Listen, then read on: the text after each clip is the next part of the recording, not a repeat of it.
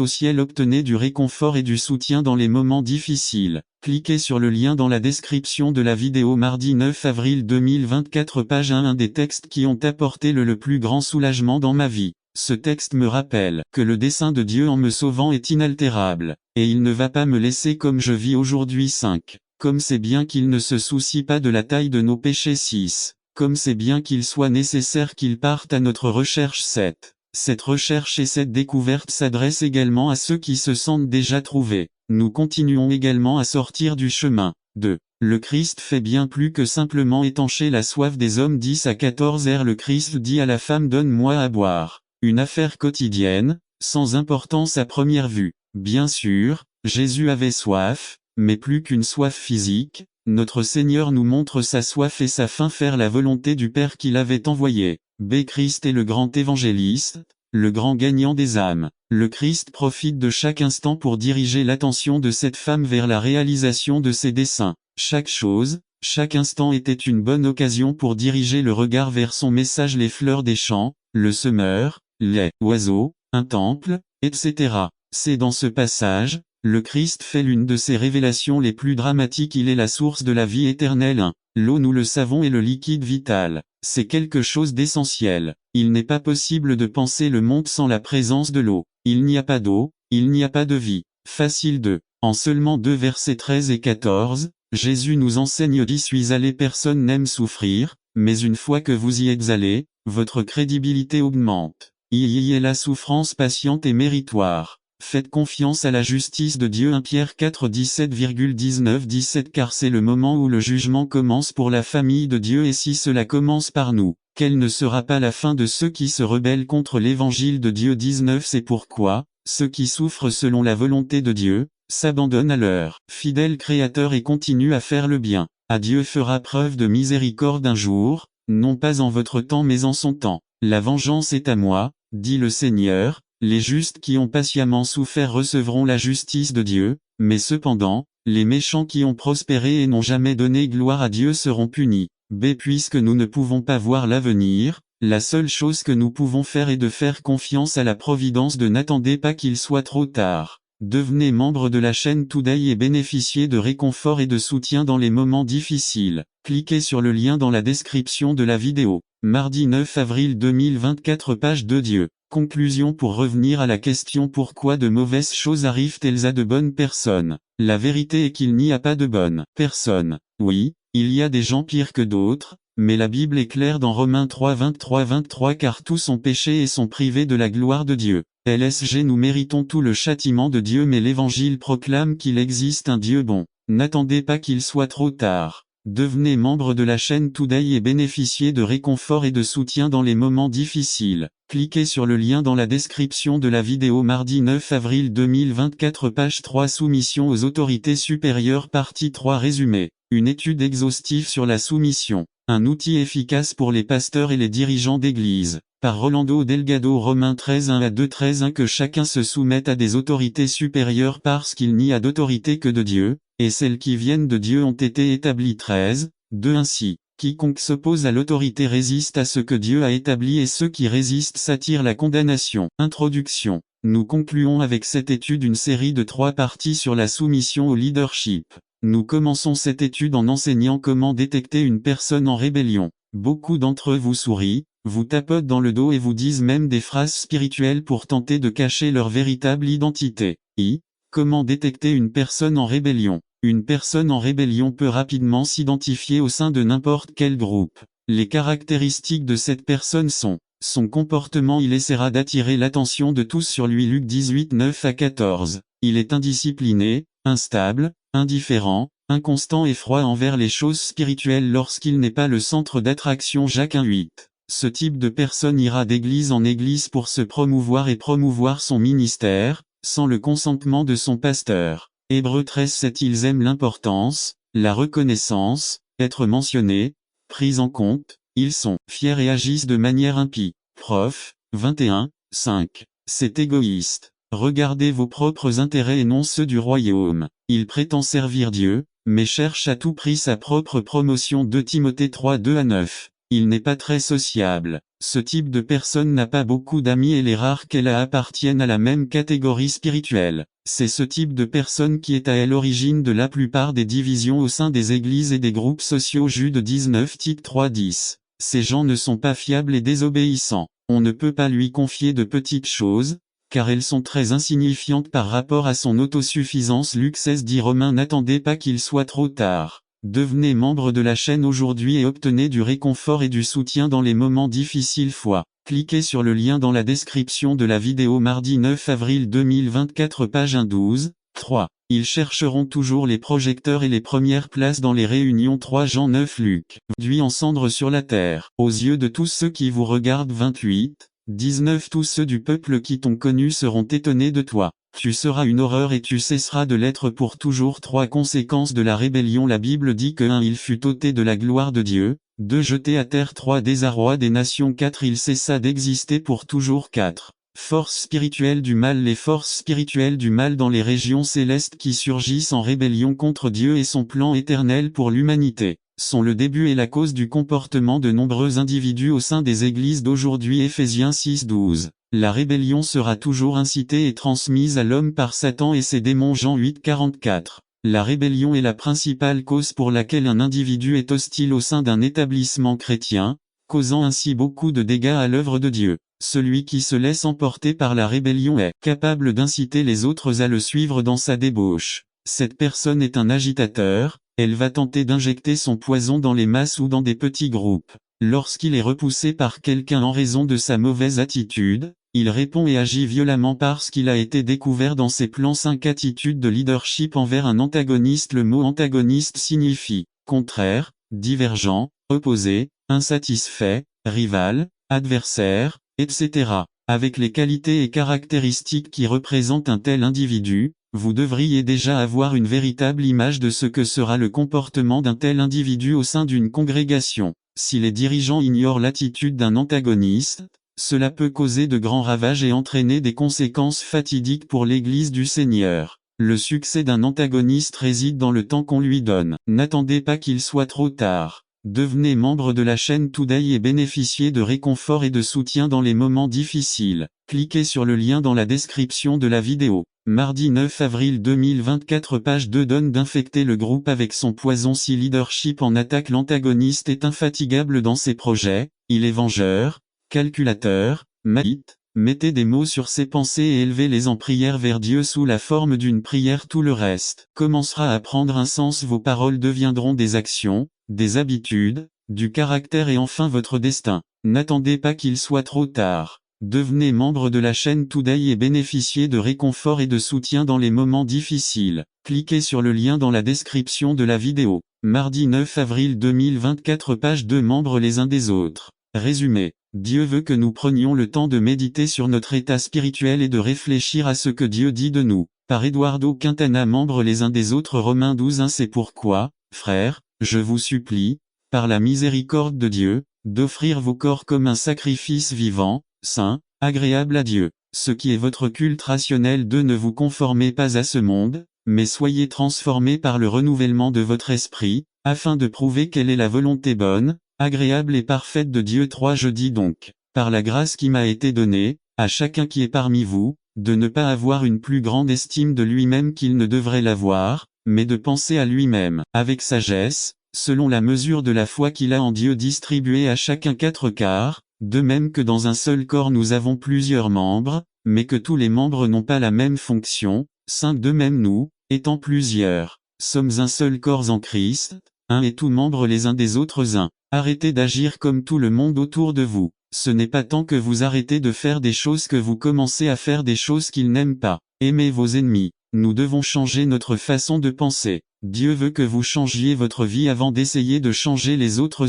Comment penser à nous? Verset 3 La première chose que Dieu veut que nous fassions, c'est de penser à nous-mêmes. Beaucoup pensent qu'en tant que chrétiens, vous ne devriez pas penser à vous-même, mais Dieu dit de vous examiner, de réfléchir à votre état spirituel et de vous évaluer en tant que chrétien. 2 Qu'il n'a pas une meilleure opinion de lui-même qu'il ne devrait l'avoir. Il existe 2 types de personnes qui font cela, ceux qui sont vaniteux et ceux qui se rabaissent. Les 2 sont des formes de fierté. C'est une façon de faire semblant d'être humble. 3 Beaucoup prennent des décisions ou s'évaluent en fonction de ce qu'ils ressentent à ce moment précis. Mais les sentiments sont si variables et changeants qu'il serait absurde de se juger en fonction de ce que l'on ressent. Vous ne devez pas vous évaluer en fonction de vos sentiments. Les sentiments ne sont pas mauvais, mais vous ne devez pas baser votre analyse de vous-même sur eux. Oh, comment dois-je alors m'analyser? Oh, vous devez le faire en fonction de la façon dont Dieu vous voit. C'est la réalité. 4. N'attendez pas qu'il soit trop tard. Devenez membre de la chaîne Today et bénéficiez de réconfort et de soutien dans les moments difficiles.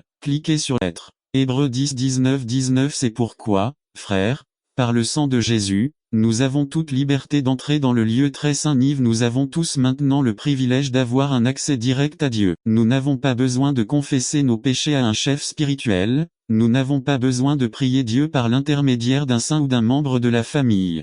En tant que sacerdoce royal, nous avons l'opportunité privilégiée de glorifier Dieu par la louange. La troisième raison de vivre est parce que nous sommes le peuple de Dieu avec la responsabilité cruciale d'être témoins de sa vérité. 1 Pierre 2, 9, 9. Mais vous êtes une race élue, un sacerdoce royal, une nation sainte, un peuple appartenant à Dieu, pour que vous proclamiez les œuvres merveilleuses de celui qui vous a appelé des ténèbres à sa merveilleuse lumière. N'attendez pas qu'il soit trop tard. Devenez membre de la chaîne Today et bénéficiez de réconfort et de soutien dans les moments difficiles. Cliquez sur le lien dans la description de la vidéo. Mardi 9 avril 2024 page 2. Dieu vous a donné un statut honorable dans le but de communiquer la vérité de l'évangile aux personnes perdues. Dieu veut que vous communiquiez la vérité de son évangile avec un style de vie distinctif. Ne te familiarise pas trop avec le monde. Ne tombez pas amoureux du monde. Nous sommes appelés à nous abstenir des désirs pécheurs qui font la guerre à nos âmes.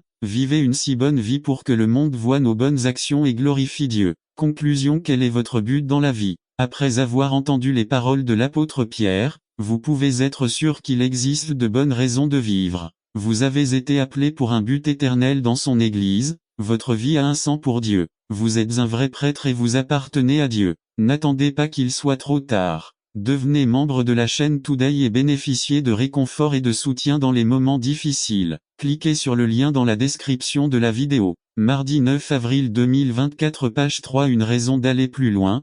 Partie 2. Résumé. Les nouveau-nés ne peuvent pas manger, parler ou marcher seuls et ils ne peuvent pas contrôler leur vessie. Cela fait partie du fait d'être un bébé. Personne ne s'attendrait à ce qu'un petit bébé soit capable de faire de telles choses. Cependant, si un bébé atteint l'âge de D par Joshua Pinto, une raison pour aller plus loin. Les nouveau-nés ne peuvent pas manger, parler ou marcher seuls et ils ne peuvent pas contrôler leur vessie. Cela fait partie du fait d'être un bébé. Personne ne s'attendrait à ce qu'un petit bébé soit capable de faire de telles choses. Cependant, si un bébé atteint l'âge de 10 ans et ne peut toujours pas accomplir ses fonctions essentielles de la vie, je pense qu'il y a lieu de s'inquiéter. Il est normal de supposer qu'un enfant grandit avec le temps. Maintenant, vous et moi devrions avoir les mêmes attentes concernant notre vie spirituelle. Dans cette lettre que nous étudions, l'apôtre Paul encourage ses lecteurs à ne pas stagner dans leur développement spirituel, mais à continuer à avancer dans leur maturation en Christ. 1 Pierre 1, 13, 2,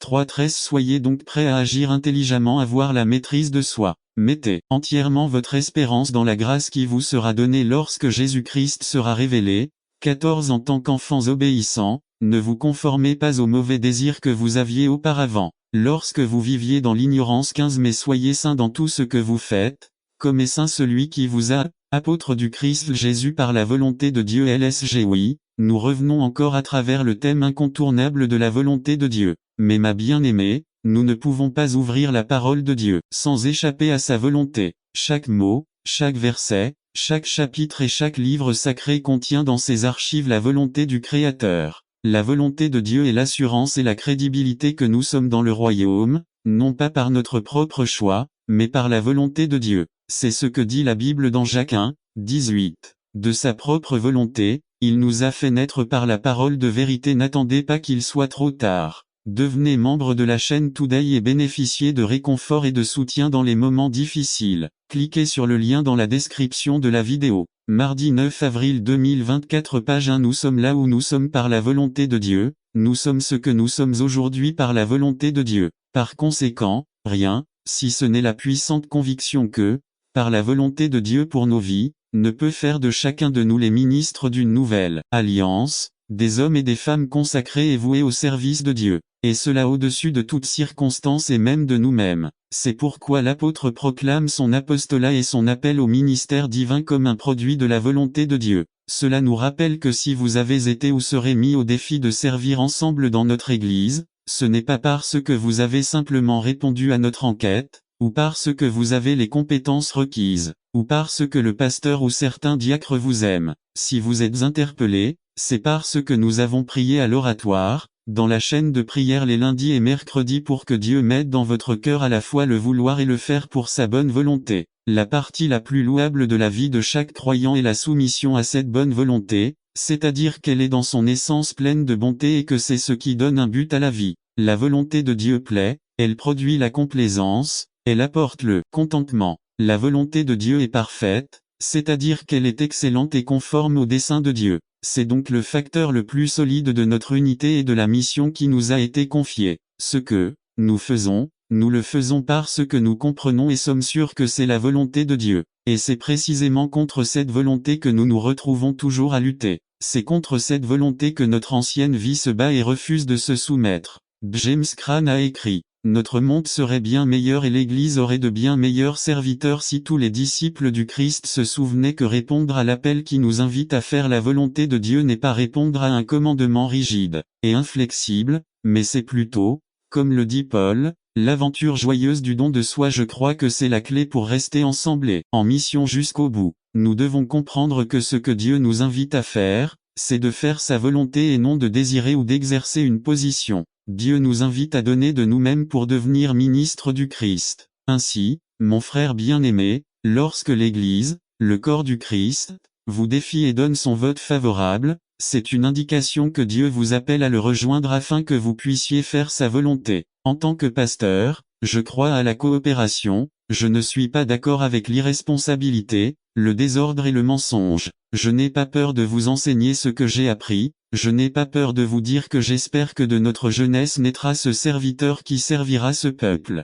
Je ne suis pas envieux de voir une femme rentrer chez elle en voiture. Soudain, elle remarqua un gros camion qui s'approchait inconfortablement d'elle. Naturellement, elle a décidé d'accélérer un peu pour garder une distance de sécurité avec le camion. Le chauffeur du camion a fait de même. Effrayée, elle décide de quitter la route, mais le camion continue de la poursuivre. La femme décide de s'engager dans une rue très fréquentée afin de rater le camion dans la circulation dense. Mais le chauffeur du camion ignore le feu rouge et continue derrière la voiture de la femme. Paniquée, elle décide d'entrer dans une station-service et sort en courant de sa voiture en criant à l'aide. À ce moment-là, le chauffeur du camion descend également de son camion et court vers sa voiture. Il ouvre la portière arrière de la voiture de la femme et élimine de force un homme qui se cachait à l'intérieur de la voiture. La femme fuyait la mauvaise personne. Depuis le siège du conducteur, le chauffeur du camion avait découvert l'agresseur. La persécution ne cherchait pas à lui faire du mal mais à la sauver,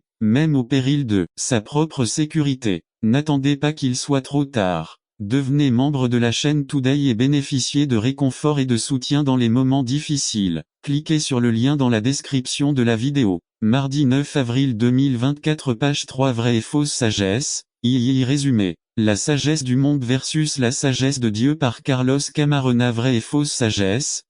Texte. Jacques 3, 17 à 18. Lecture de la Bible. Romains 12, 16 à 18 par Carlos et Camarona. Introduction. À qui est sage et intelligent parmi vous? Telle était la question que Jacques nous a posée il y a 2 semaines. Jacques 3, 13 à. Question à laquelle nous avons partiellement répondu la semaine dernière lorsque nous avons étudié le concept de fausse sagesse 1. Nous découvrons que pour Jacques, être sage ne signifie pas vaincre sa propre opinion. Voir Romains 12, 16. Le sage biblique est avant tout celui qui le démontre par sa bonne conduite et ses œuvres avec humilité. Jacques 3, 13 b2. La personne sage n'est pas celle qui possède la vérité ou qui croit posséder la vérité ou la doctrine correcte orthodoxie, mais plutôt celle qui pratique ce qui est correct orthopraxie 3. L'expérience nous a appris que la connaissance ne devient sagesse qu'une fois mise en pratique. Une personne sage ne se reconnaît pas à ce qu'elle croit, mais à la façon dont elle vit. La connaissance intellectuelle sans piété pratique n'a aucune valeur. Dans l'étude de ce soir,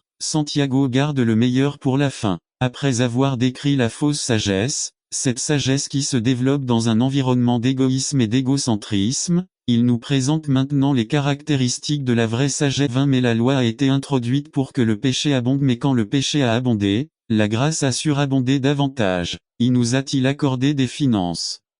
Phil 4,19 Mon Dieu pourvoira à tous vos besoins selon sa richesse et avec gloire en Jésus-Christ. 2. Pourquoi ces bénédictions viennent à Dieu est fidèle à sa parole. Ésaïe 55:10 Ainsi en sera-t-il de ma parole qui sort de ma bouche. Il ne me reviendra pas vide, mais il fera ce que je veux et il prospérera dans ce pourquoi je l'ai envoyé. Dieu ne peut pas se renier. Nombre 23:19 Dieu n'est pas un homme pour mentir, ni un fils d'homme pour se repentir. Il a dit, et ne le fera-t-il pas? Il a parlé, et ne l'exécutera-t-il pas? C'est Dieu est plein de miséricorde. Ilam 3:22-23 Par la miséricorde du Seigneur, nous ne sommes pas consumés, car ses miséricordes ne manquent jamais. Ils sont nouveaux chaque matin. Grande est ta fidélité. Conclusion. N'attendez pas qu'il soit trop tard. Devenez membre de la chaîne Today et bénéficiez de réconfort et de soutien dans les moments difficiles. Cliquez sur le lien dans la description de la vidéo. Mardi 9 avril 2024 Page 2 Les promesses de Dieu pour son peuple résumé. Ce que Dieu promet à son peuple. Par Lauro C. Hernandez Les promesses de Dieu à son peuple 2 Cor 7. C'est pourquoi, bien-aimés, puisque nous avons de telles promesses, purifions-nous de toute souillure de la chair et de l'esprit, perfectionnant la sainteté dans la crainte de Dieu. Introduction. Quelle promesse 2 Cor 6, 16-18 1. J'habiterai Matthieu 28-20 Apprenez-leur à observer tout ce que je vous ai commandé et voici, je serai toujours avec vous jusqu'à la fin du monde. Amen 2. Je marcherai parmi eux le général 3. Je serai votre Dieu Gr 33, 3-4. Ils seront mon peuple 1 Pierre 2-9 Le Seigneur sait comment délivrer les pieux de la tentation et réserver les injustes pour qu'ils soient punis au jour du jugement 5. Et je te recevrai Matt 11-28 Venez à moi, vous tous qui êtes fatigués et chargés, et je vous donnerai du repos 6. Je serai pour vous un Père Hygiène 1-12. Mais à tous ceux qui l'ont reçu, à ceux qui ont cru en son nom, il a donné le droit de devenir enfants de Dieu 7. Vous serez mes fils et mes filles Romains 8-15 Car vous n'avez pas reçu l'esprit de servitude pour craindre à nouveau, mais vous avez reçu l'esprit d'adoption, par lequel nous crions, Abba, Père. 2. Quels sont les effets de telles promesses? 1. Nettoyons-nous de toute contamination à de la viande. B. En esprit n'attendez pas qu'il soit trop tard. Devenez membre de la chaîne Today et bénéficiez de réconfort et de soutien dans les moments difficiles. Cliquez sur le lien dans la description de la vidéo. Mardi 9 avril 2024 Page 1-2. Perfectionnez la sainteté Aeb 12-14 Recherchez la paix avec tous et la sainteté, sans laquelle personne ne verra le Seigneur 3. Dans la peur Conclusion N'attendez pas qu'il soit trop tard. Devenez membre de la chaîne Today et bénéficiez de réconfort et de soutien dans les moments difficiles. Cliquez sur le lien dans la description de la vidéo. Mardi 9 avril 2024 Page 2 Les cris de Jésus depuis la croix résumé. Comprendre ce que Jésus a fait pour nous sur la croix du Calvaire par Lauro C. Hernandez Les cris de Jésus depuis la croix Matt 26-38. Alors Jésus leur dit, Mon âme est bien triste, jusqu'à la mort reste ici et veille avec moi. Introduction. Combien d'entre nous ont crié, combien d'entre nous ont gémi, que ce soit à cause de la tristesse, de la douleur ou de la souffrance qu'elle soit physique, émotionnelle ou spirituelle. Dans ce passage, nous voyons le Seigneur Jésus-Christ ouvrir son cœur à ses disciples les plus proches, leur disant, Mon âme est très triste. Ce fut le début des événements au cours desquels Jésus parla de sa relation avec son Père Céleste et de l'amour qu'il avait pour l'humanité. Peu de gens sont disposés à permettre à leur entourage d'entendre ce qu'ils expriment. Certains chuchotent, d'autres disent, plus tard, il vous l'a dit, mais Jésus-Christ a donné des expressions qui ne se sont pas arrêtées pour que chacun puisse entendre et savoir ce qu'il avait dit. Des mots qui sont encore évoqués aujourd'hui.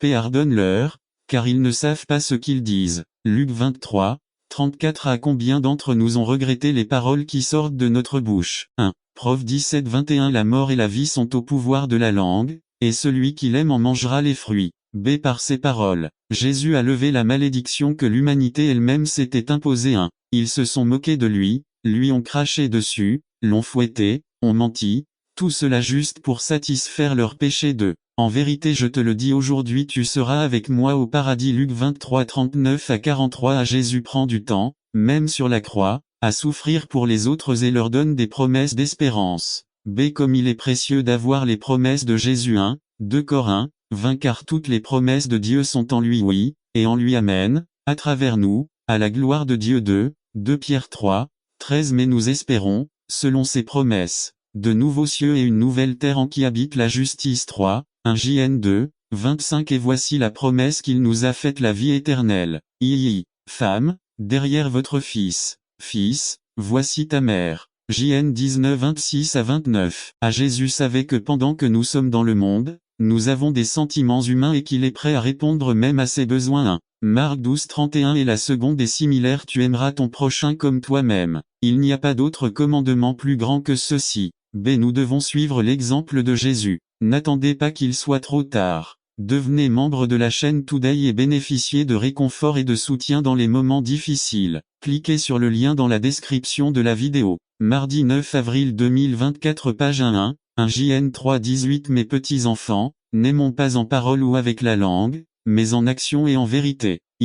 Mon Dieu, parce que tu m'as abandonné. Marc 15:34 À cette époque, il y avait une réconciliation 2 Cor 5:19 que Dieu était ancré le pasteur se tienne derrière la chair pour nourrir nos âmes et pendant des années sans rien demander en retour mais seulement de l'attention. Combien de temps s'est écoulé sans leur témoigner notre gratitude? Nous sommes ingrats, pour la personne qui nous a aidés, pour l'homme ou la femme qui nous a parlé du Seigneur, etc. Mais l'un d'eux revient à Jésus pour une seule raison, il était reconnaissant, voyant à quel point sa peau et tout son corps étaient propres, réalisant qu'il était désormais une personne normale, qu'il pouvait enfin être avec sa famille et vivre en profitant de leur compagnie et que son plus grand souhait avait été exaucé, il se souvint que tout cela avait été rendu possible par un homme qu'ils appelaient Jésus de Nazareth. Sans réfléchir davantage, il retourna chercher Jésus qui avait rendu possible ce miracle qui allait complètement changer sa vie. Seul le Samaritain revint parce qu'il était plus reconnaissant de recevoir la miséricorde d'un juif, n'étant pas juif. Il a montré sa gratitude de 3 manières.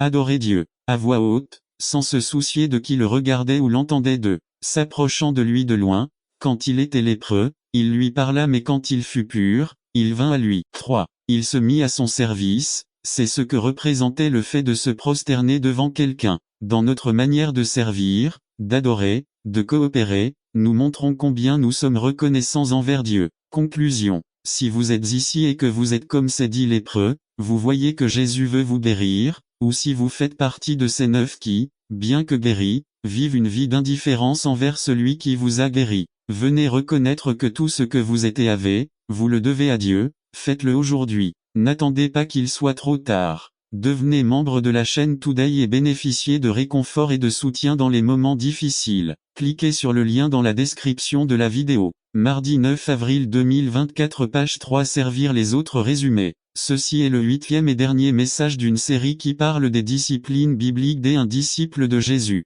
Par Gabriel Cortés. LC 10, 30 à 35 Un juif allait de Jérusalem à Jéricho. Il faisait, bien que cela semble peu à notre époque, 17 000 et 17 000 à pied. Le terrain était rocailleux et les voleurs s'y cachaient facilement. Même à cette époque, cela était considéré comme particulièrement dangereux. Alors qu'il se promenait, des voleurs l'ont attaqué, l'ont volé, lui ont pris tous ses vêtements, son argent et ses affaires à tel point qu'il pensait qu'il était mort. Peu de temps après, un prêtre est passé par là sur la même route, et lorsqu'il a vu l'homme, il l'a ignoré, a traversé de l'autre côté et est passé par là. Le Lévite fit de même. La responsabilité première d'un prêtre juif était d'offrir des sacrifices. Celui d'un Lévite était d'aider au maintien des services du temple et de son ordre. Il y a des gens qui suggèrent que ni le prêtre ni le Lévite n'ont aidé l'homme, parce qu'ils pensaient qu'il était mort et craignaient une contamination rituelle. Ce n'est pas légitime. Ils sont tous deux descendus de Jérusalem parce qu'ils avaient accompli leur responsabilité religieuse. Ces 2 hommes, ou serviteurs de Dieu, étaient tout simplement sans excuse. Or, un Samaritain, que les Juifs considéraient comme des ennemis, le vit et éprouva de la compassion pour lui. Il a mis de côté les sentiments d'hostilité entre les 2 peuples pour faire quelque chose pour cet homme dans le besoin. Il ressentit une telle pitié et une telle sympathie qu'il se donna pour l'aider. La Bible dit qu'il s'approcha de lui, s'agenouillant à ses côtés. Il guérissait ses blessures avec du vin pour les désinfecter et de l'huile pour les apaiser. Il les a bandées, éventuellement en utilisant ses propres vêtements, et l'a mis dans son petit âne. Il l'a emmené dans une auberge et a pris soin de lui toute la nuit. Le matin, Il sortit 2 deniers, 2 pièces d'argent qui équivalaient à 2 jours de travail, et demanda au propriétaire de l'auberge de prendre soin de lui. S'il dépensait plus que ce qu'il lui avait donné, à son retour il le rembourserait. Il n'y avait rien que l'homme ne soit prêt à faire pour servir son prochain. Il a interrompu son voyage et a changé ses plans. Il utilisait ce dont il avait besoin pour la journée pour panser ses blessures, du vin, de l'huile et des vêtements.